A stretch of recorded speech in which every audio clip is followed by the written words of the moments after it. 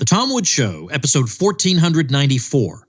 Prepare to set fire to the index card of allowable opinion. Your daily dose of liberty education starts here. The Tom Woods Show. Come on now, folks. If you ain't going to start that side hustle now, then when? Check out my free ebook, 5 Paths to an Online Income, where I take you step by step through 5 things that I do that keep food on the Woods household table and how you can do them too. Check it out at pathstoincome.com. Hey everybody, Tom Woods here. What a juicy one we've got for you today. We're talking to Stephen Kinzer, who is the author of the brand new book, Poisoner in Chief, Sidney, Gottlieb, and the CIA Search for Mind Control. Stephen Kinzer is an author and award-winning foreign correspondent. He served for more than 20 years as the New York Times' bureau chief in Turkey, Germany, and Nicaragua, and as the Boston Globe's Latin America correspondent. Since leaving the Times, he's taught journalism, political science, and international relations at Northwestern University and Boston University, and he is a senior fellow at the Watson Institute for International and Public Affairs at Brown University. Stephen, welcome back. Good to be with you. As soon as I saw this title, I thought, this is a definite. This thing is an absolute definite. And it's been interesting to see you've gotten some really good publicity already. I saw a write-up that NPR had. There's a natural interest in this, of course. And before getting into the details, I wonder these days if the CIA were ever to get up to something like this again, I wonder if we would know about it. I have the feeling that there's much more of a hunker down, don't reveal anything mentality in Washington than there is a Congress really wants to investigate and get to the bottom of things. Am I being too cynical? I think you're right that a story like the one I tell in this book reveals something beyond the amazing story that it tells itself. After I spent a couple of years immersed in this story, I couldn't help but emerge asking myself, were there other Gottliebs? Are there? Could it be possible that projects like the one I describe in my book that are bloody and have operations all over the world and are run by people who have a license to kill issued by the U.S. government actually going on now? It makes you wonder how great the secret sphere really is, because in this book, I describe an amazing worldwide project that nobody knew anything about, even though it involved the most extreme experiments on human beings ever conducted by an agency of the U.S. government and resulted in an unknown number of deaths. So how do you keep something like that secret? It certainly worked in Gottlieb's case for many years, and it does, to me, raise these larger questions of how powerful the secret sphere is, considering what we now know about how secret it was in a time when we didn't have available all the tools that we do have now to keep things secret. What was Sidney Gottlieb's background such that he would be entrusted with a project like this? Gottlieb was a fascinating character, so the story of what he did is essentially the center of my book, but who he was makes it all the more interesting. So he was hired by the CIA as a young man. He was just 33, and his job was going to be the chief chemist at the CIA and then oversee the CIA search for mind control. Now, the early CIA was made up largely of people who came from the same silver spoon aristocracy and people who knew each other from Ivy League schools and prep schools and the same investment banks and the same law firms and private clubs and so forth. Gottlieb wasn't like that.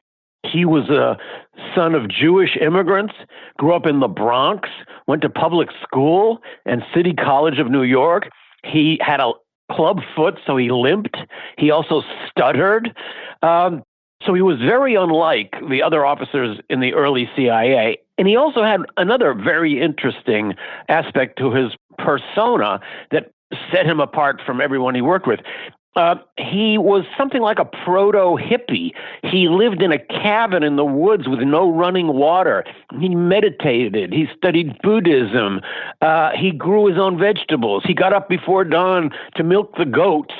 So here you have this odd Jekyll and Hyde character who, during the day, is directing horrific experiments on 3 continents, and at night is thinking about his spiritual being and what else he can do to help humanity and be a wonderful, deep spiritual person. So this adds just another layer to this amazing story. I hadn't realized that the U.S. government drew certain conclusions about the whole Cardinal Mindszenty situation in 1949, where this Hungarian cardinal came forth and confessed to crimes that everybody knew he hadn't committed, and that clearly the Soviet Union had put him up to this and had tortured him in some way to making these confessions, and Pius XII was outraged at the whole episode.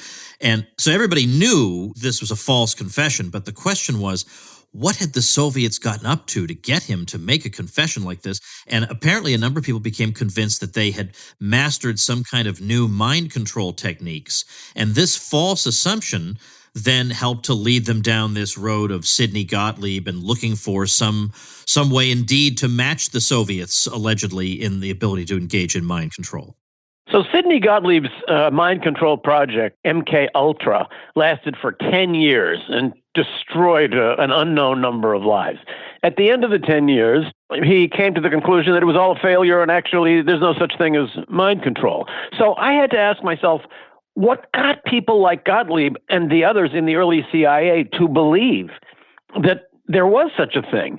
And I think there are two levels to it. It starts even before these people get into the CIA. When they're young people and when they're civilians, they were all absorbing books and movies in which mind control was a central theme. There's so many films like Svengali, where you are hypnotized into doing something you would never do before, or a potion is put in your drink, and then you forget everything, or you become a completely different person.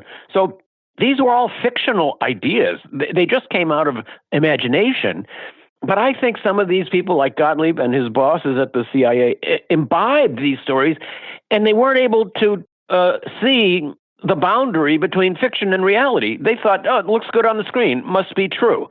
So that was the beginning. Then, in the beginning of the Cold War, in the late 40s and early 50s, came two episodes, including one to which you refer, that played on this pre-existing false belief in the mystery of mind control. One was the trial of Cardinal Mindszenty in Hungary. It turned out later on that he had been coerced by the same methods that prison guards have been using to coerce prisoners for centuries: extended isolation, beatings, and various other kinds of normal torments. But the CIA couldn't see it this way. They decided that he must have been brainwashed, and that this was evidence that the Soviets, the communists, had developed some nefarious mind control tool, and therefore we should get into the race as well. Then soon afterward, when American prisoners who had been taken during the Korean War were released, it turned out that a number of them had signed statements denouncing the United States, and some had confessed to war crimes, including dropping germ bombs on North Korea, which the U.S. government strenuously insisted never happened. How could they have done this? How could our strapping young men have ever signed statements like that? Again, the CIA came up with the one explanation that they wanted to find: brainwashing. So these episodes fell onto the fertile ground of imagination that had been fed by all these movies and books, and then set the CIA off on a quest to try to make this imaginary state of mind, the ability to control other people, something real. I guess, was LSD the first major thing they tried? LSD was Sidney Gottlieb's obsession. He really believed, as one of his coworkers put it later on, that this could be the key that would help us unlock the universe. Yeah, now that's an interesting phrase, but is he thinking about it as a weapon that you could, if you were under the influence of LSD, that maybe you would be highly suggestible or that you would be mentally disabled somehow? What was the weapon aspect of LSD that he hoped for? Well, there were a couple of things. First of all, he wanted to see if he could use it on individuals. So could you make a person disoriented? Could you alter the mind of a person in such a way that you could program them through the use of LSD? It later turned out, as he put it, that LSD was far too unpredictable to have any of this effect. But he also used LSD for something far more sinister. Gottlieb concluded that if you're going to find a way to take over someone's mind, to implant a new mind in somebody's brain, the first thing you have to do is blow away the mind that's in there. So he spent years with poor victimized subjects, who many of whom were either imprisoned or had no idea what was happening to them. And he tested all these extreme drug combinations, plus sensory deprivation, plus electroshock, to try to find ways to blow away a person's mind. One of those ways was massive overdoses of LSD. I came across one experiment that he did, for example, in a prison, where he had the prison doctor isolate 7 African-American inmates and lock them into individual cells, then feed them what were described as double, triple, and quadruple doses of LSD every day for 77 days. So what he was trying to do was find a way to destroy a mind. And actually, he did. The end conclusion he reached was you can destroy someone's mind with enough bombardment, but you cannot implant another mind in its place. So those victims were given massive doses of LSD as part of Gottlieb's search for a way to destroy, or as he put it, for a way of abolishing consciousness. Now, they tried this in various ways. From what I understand from reading your book, people would be, sometimes they were drug users, sometimes they were petty criminals, people who, wouldn't really dare to speak out against what had been done to them, and they would be taken and involuntarily given this drug. So the key thing here is that this wasn't like a thing where you volunteered to sign up in the interest of science. Yeah, he did both. He did administer volunteer experiments, but he also entrapped people. He had a secret apartment, a safe house in New York City, and then another one in San Francisco, where he actually hired prostitutes to bring men back into the apartment, where they would then be dosed with LSD so their reactions could be observed. And of course, these men had no idea what was happening to them. And since there was no follow-up, we can only imagine what might have gone on in some of their minds. But the other piece of this LSD obsession that Gottlieb had, and he later on said that he had used LSD at least 200 times himself, had to do with turning on what became the American counterculture. So Gottlieb was the first acid visionary. He brought LSD to the United States. In 1953, he arranged for the CIA to buy the entire world supply of LSD from the chemical company in Switzerland that manufactured it. He then used a couple of bogus foundations to inform universities and hospitals around the United States that there was now money available for research into this new drug, and we'll supply you with the drug as well. So this was a way where they would actually just ask for volunteers. People would come in, and they would be given a dose of LSD, and then their reactions would be recorded.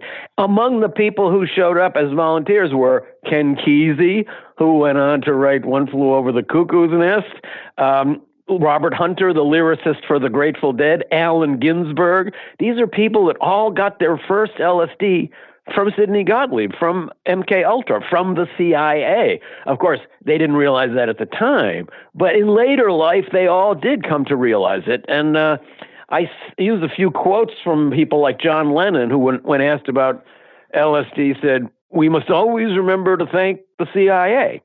In fact, Timothy Leary, who became the high priest of psychedelic drugs, also had his first exposure through Sidney Gottlieb, although, like everybody else, he never heard that name. So Tim Leary first got interested in psychedelics when he read an article in Life magazine in 1957 about an expedition by a couple of Americans to Mexico, where they were able to find the so-called magic mushroom. That's what electrified Tim Leary, and he went off and then tried the mushroom, and everything else happened after that. But he had no way of knowing that that expedition that found the magic mushroom was secretly financed by Sidney Gottlieb and the CIA. And one of the guys that went was a CIA agent.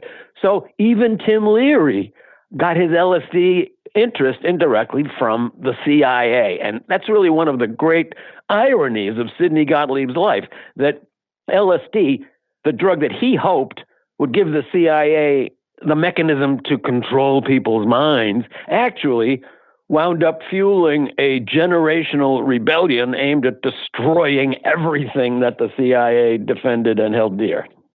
That's one of those cases of unintended consequences that we hear about so very often. I feel like I'm taking liberties here when I ask you about Frank Olson, because that's such an involved story. It's so mysterious, and to me, it was one of the most gripping parts of your book. So I don't want to spoil anything for people, but at the same time, doggone it, I'm so fascinated by the story of Frank Olson, especially the way you described the events. It read like a novel, the beginning of that chapter. I'm sure that's what you were going for. And eventually you get to the point where Frank Olson jumps out the window to his death. Or does he? Yeah, or does he? Yeah. I love the name of the chapter. Fell or jumped, because that's what his son was told. Right. Yeah, your father fell or jumped from the window. There's a pretty big difference, as his son noted later, between fell or jumped. And there's a third option, which was pushed. Yeah, well, it was pushed, right. They didn't bring that one up. So this is one of the great remaining mysteries of MKUltra. There were only a small group of chemists in the inner circle that knew everything that MKUltra was doing. One of them was Frank Olson, who had already was working on these projects even before Gottlieb arrived. So during the summer of 1953, Frank Olson made a trip to Europe where the CIA was conducting these extreme interrogations on poor unfortunates who we called expendables. He watched people being tortured and dying under torture after being given toxins that he himself had prepared back in the United States. He became very distraught by this. And he talked to a couple of people about how upset he was. He even told one of his friends he wanted to quit the CIA. Then he told that to a couple of his colleagues at the CIA. Well, Frank Olson knew some of the very deepest and darkest secrets of the Cold War. MKUltra was a big secret even within the CIA. So the idea that one of the people that knew everything about it might be quitting and walking away unhappily, and at one point he even asked a friend, "Do you know a good journalist?" Was terrifying to the other members of the group. The group leader, Sidney Gottlieb, convened a retreat in which the group all got together for a few days, and he arranged for Frank Olson to be surreptitiously dosed with LSD. And we don't know the exact reason for that. Was it to try to get him to see if he could be lured into saying things he shouldn't say? Were they trying to test him in some way? In any case, he didn't change his mind. He didn't decide everything was wonderful again. He remained troubled. And a week later, he went out a 13th floor hotel window in New York City. Now, I can tell you that although that case was immediately described as a suicide, even now, even in these current days, the New York City medical examiner is considering the question of whether to reclassify that death from cause unknown, which is what it became after the suicide verdict was overruled, to homicide. If so, that would open up a whole new investigation and bring the whole Gottlieb story back to life. Because if Frank Olson was pushed out that window, and a lot of circumstantial evidence suggests that he was, it certainly would have been Sidney Gottlieb who was involved in the decision that had to be done. Yeah, that's an extraordinary story. All right, we're going to take a quick break and come right back. I know a lot of people who listen to this program and a lot of people who are my personal friends who are just overwhelmed and are finding it difficult to cope.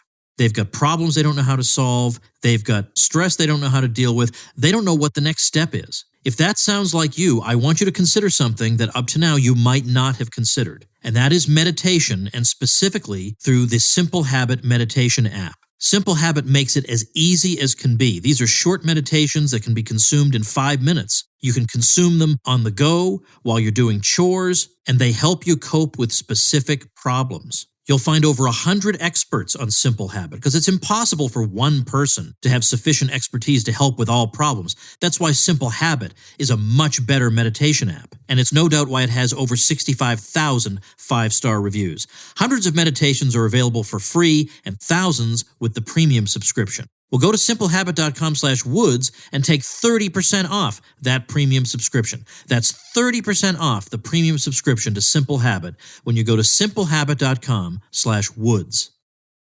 Now, there are other things we could talk about, too. We could talk about mushrooms. Well, first of all, what do you think is the absolute worst thing that was done as part of this program? Inside the United States, a number of people in prisons were given extended doses of LSD and other drugs. In Canada, an MKULTRA experiment resulted in the destruction of many minds as people were put into comas for weeks and weeks, then subjected to flashing strobe lights during this coma state. They were given headphones with phrases like, "My mother hates me," repeated tens of thousands of times over days and days, all as a way to try to destroy their minds. But you could argue that even worse than these were the experiments that were conducted on the so-called expendables overseas. I went and discovered the location of the first, I think it might have been the very first CIA secret prison. It's located in a beautiful villa in Germany. And in fact, I have a photograph of that villa in my book, Poisoner in Chief. And it looks like you could go there for a nice wine tasting in the afternoon. It's a lovely villa. The guy that owns it took me into the basement and showed me the cells. And he said, here, the CIA carried out experiments that were just a continuation of what the Nazis were doing in the concentration camps. And in fact, MKUltra and Gottlieb had former Nazi doctors on their payroll, helping to give them ideas for how they could destroy people's minds and bodies. Then the guy who owns this house now, which has been turned into nice apartments, also told me people in the neighborhood have said to me that everyone knows what was happening here, and the bodies of the victims are buried out in places that used to be forests that are now covered by apartment blocks and shopping malls. We have indications that the same kind of thing happened in East Asia, that extreme experiments were conducted on people, and when they failed, the victims were shot. So although experiments inside the United States resulted in the destruction of many minds, when it came to deaths, and we don't know how many there were, those were carried out in these super extreme experiments that Gottlieb was overseeing at secret CIA prisons across Asia and Europe. What was Gottlieb's role in attempts to assassinate Fidel Castro? This is what first got me into the story. So I vaguely became aware that if there had been poisons made for foreign leaders, somebody must be a poisoner. Somebody must make those poisons, and who would that be? That's how I found Sidney Gottlieb. So he was the poisoner in chief of the title of my book. But as I began to research him, I then realized that he had all this other stuff, and that actually making poisons for foreign leaders was just one of his sidelights. So the Fidel Castro project is really an amazing example of Gottlieb's imagination. President Eisenhower ordered Castro sawed off, as he put it, in the spring of 1960. And the CIA then had this brilliant idea, as has been amply documented, that they would hire the mafia to do it. And the CIA intermediary met with two leading mafia gangsters in Las Vegas, and they told him something which seems like it makes a lot of sense. They said the idea of gunning Castro down like you see in the movies about what happened with Al Capone in Chicago, that's not going to work. That's a dumb idea because the shooter would never be able to get away. You must have somebody on your payroll that makes poisons, right? Well, of course, they had never heard of Sidney Gottlieb. Nobody had. But they were right. There was a person that made poisons. So Gottlieb then went on to spend years, literally, making poisons intended to kill Fidel Castro. He used botulinum poison to infect a box of 50 cigars that were supposed to be passed to Castro. They never could get to Castro. So then Gottlieb went to making pills that were passed to agents who were thought to have access to Castro. He was even asked to create a poison wetsuit. So Castro liked scuba diving, and the idea was that we'd get someone to give him as a gift a wetsuit, which would have a poison inside that would kill or incapacitate him. Who would make such a poison? There's only one person. It was Sidney Gottlieb. He knew more about poisons than any person in America, and probably more than anyone in the world. So he had a fantastic array of different organic toxins and bioweapons in his secret freezers, and he could take them out and mix potions which not only could kill or incapacitate, but could do it either immediately or after a long time, so the person would be able to get home or get away without being noticed. And he even had pills that were used by CIA officers in case they had to commit suicide. You'll remember that Gary Powers, the U-2 pilot who was shot down over Russia in 1960, was carrying a suicide device. So around his neck, he had a silver dollar. And that silver dollar had a pin stuck into a cavity around the edge. And if you pulled out that pin, it was coated with a shellfish toxin. And you just had to stick your skin with it anywhere, and you'd be dead within 15 seconds. The only person that could make that was Sidney Gottlieb, and that's why he really deserves this title. He was America's poisoner-in-chief. All right, one last thing then. Senator Mike Mansfield became known for wanting more transparency at the CIA and oversight of the CIA, which was something that obviously Gottlieb didn't want, the CIA didn't want, Eisenhower in the 50s didn't want. But we did get the Church Committee, ultimately, and we did find out some stuff. So what eventually, when was it that we came to know about MKUltra, and did anything ever happen to Sidney Gottlieb? So at the end of Gottlieb's career, as he was walking out the door of the CIA in 1973, he agreed with his boss, the CIA director Richard Helms, who had been his protector and enabler for 20 years at the CIA, that they should destroy all the records of MKUltra.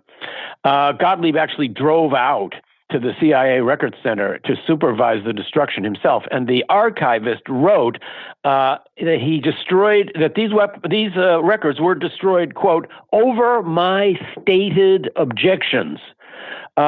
So at least 7 boxes full of MKUltra records were destroyed. Others were destroyed by Gottlieb's secretary at his direction. So a great archive was lost. Later on, however, it was discovered that a number of expense accounts and expense reports for MKUltra operations were in another warehouse. And those were used to try to reconstruct a little bit of what happened. The Church Committee did look into MKUltra, and Gottlieb himself, who had lived in total invisibility for his entire career, was actually called to testify twice in front of Senate panels. Now, he was able to do this in a closed room, so nobody could see him. And the first time he was able to use a pseudonym. Nonetheless, these testimonies did not really come close to the heart of what Gottlieb had done. The senators didn't know enough about MKUltra to ask him any probing questions like, did you ever conduct experiments outside the United States? Did anybody ever die as a result of one of your experiments? None of this came up. So Gottlieb got out pretty unscathed. Nonetheless, as I write at the ending to my book, he obviously was plagued by conscience towards the end of his life. He embraced a kind of a spiritual, community-oriented life and became the Sidney Gottlieb he always thought he was. He got a degree in speech therapy so he could help kids that stuttered. He worked in a hospice. He was a community activist in his town in Virginia. He was a sweet guy, and for people who didn't know what he had done, actually a sterling example of a wonderful community-spirited person. But as I found from a number of people that knew him, he was tormented. He never was able to shake the memory of what he had done. And anybody who believes in final judgment or karmic payback would have to be distressed to look back on a life like Gottlieb's. Well, it is quite an extraordinary book. I just noted that the New York Times has already reviewed it. I mean, this is terrific for you. Your Amazon sales rank is really good. I mean, it's going to be different by the time this airs, so I won't say, but it's really good. So I'm really glad more people should know about this. The book is Poisoner in Chief, Sidney Gottlieb and the CIA Search for Mind Control. I'm going to link to it where you can get it on Amazon at tomwoods.com/1494, our show notes page for today. Stephen, your website is stephenkinzer.com, Stephen with a PH, so people can check you out there. But mainly they need to just go and get this book, Poisoner in Chief. As I say, I'm linking to it at tomwoods.com/1494. Well, best of luck with the promotion, and thanks so much. Thank you. Good to be with you. All right, folks, a couple things to tell you about before I wrap up. Make sure and save the date. It's way, way in the future right now. But, well, I don't know, maybe not. It's a little over a year off. It's not impossibly far. But October 17th through the 24th is the next Contra Cruise, 2020. October 17th through 24th, 2020 is the next Contra Cruise. And joining us on board, once again, this is a reprise of the second Contra Cruise, Scott Horton and Dave Smith. Now, if you're a loyal Tom Woods Show listener, you know these guys well. Scott Horton and Dave Smith are on board as special guests on the Contra Cruise 2020, our fifth one. How's that not going to be fun? How's it possible for that not to be fun? And it's much less expensive than our cruise to Alaska was. That's just the nature of the beast, unfortunately, when you're going to Alaska. So the stars are in perfect alignment for you to join us this year. So just in the back of your mind, save the date. You can actually register at contracruise.com. It is already up. But at the very least, save the date in your mind. Make sure you reserve the vacation time, because how could that not be fantastic? Second thing is, if you have a website or a blog and it is not pulling its weight, if it's just being a lazy bum, you monetize that thing, doggone it. And I've got a little over-the-shoulder video showing you exactly how to do that. And I put it over at tomwoods.com/monetize. That's where you can grab it, download it, view it, and implement the strategies that it recommends. So tomwoods.com/monetize is your homework assignment for tonight, and I'll see you tomorrow. Become a smarter libertarian in just 30 minutes a day. Visit tomwoods.com to subscribe to the show for free, and we'll see you next time. Like the sound of the Tom Woods Show? My audio production is provided by Podsworth Media. Check them out at podsworth.com.